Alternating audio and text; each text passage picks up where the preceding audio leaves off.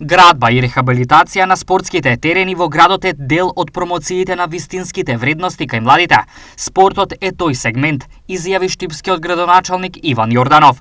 Тоа веќе и го правиме, се случува комплетна реконструкција на многу спортски терени кои што во минатото биле заборавени во секое едно населено место, во секоја населба, за да ги поттикнеме и мотивираме младите повеќе да спортуваат, да рекреираат. Која е целта на овој градежен чекор на општината? Она кое што посакуваме да се случува во наредниот период во нашата општина, а тоа е да промовираме здрави и правилни вредности кај најмладите, да спортуваат, да рекреираат, да другаруваат и на тој начин да го трасираат патот во нивниот живот. За таа цел, во изминатите 2 месеци за прв пат во Штип се одржаа пролетните денови на училишниот спорт. Овој проект, пролетни денови на училишниот спорт, се офатени 60 надпреварувачи во машка и во женска конкуренција и до година се надеваме дека и основните училишта со нивно учество ќе зедат учество во оваа активност. Пораката е примена и прифатена од основните училишта.